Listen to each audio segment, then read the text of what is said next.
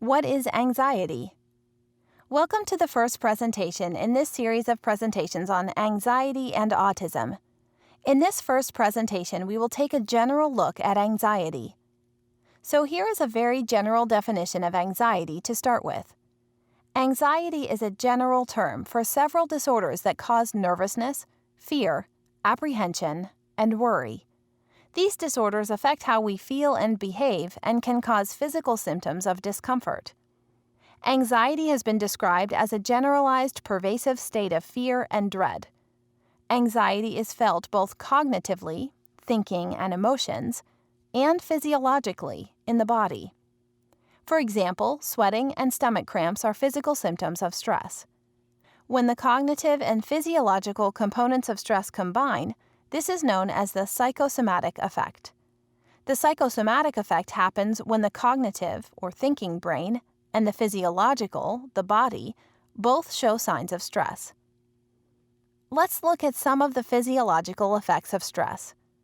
Sweating, tightness in the chest, dizziness, irritability, increased muscle tension, rapid breathing and breathlessness, heart palpitations, increased blood pressure, nausea or diarrhea.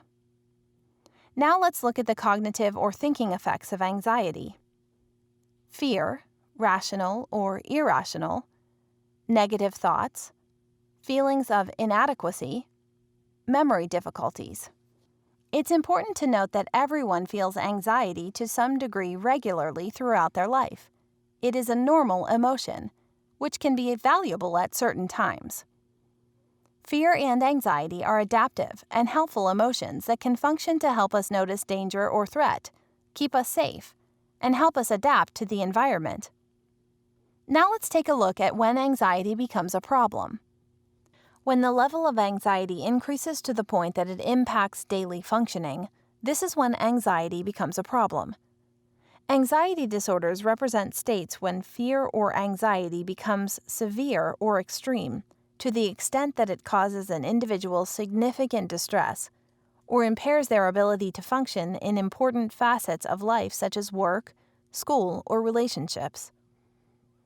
Some anxiety disorders include generalized anxiety disorder, phobia-related disorders, social anxiety disorder, separation anxiety disorder, selective mutism.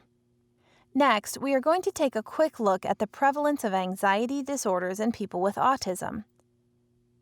For example, researchers at the University of Amsterdam reviewed 31 studies that focused on the presence of anxiety disorders in children under 18 years old with ASD. They concluded that 40% of children with ASD had at least one comorbid diagnosed anxiety disorder. The prevalence of specific anxiety disorders in youth with ASD were found at the following rates: specific phobia, 30%, obsessive-compulsive disorder, 17%, social anxiety disorder, or agoraphobia, 17%, generalized anxiety disorder, 15%, separation anxiety disorder, 9%, panic disorder, 2%. For more information on anxiety and autism, please watch the other presentations in this series.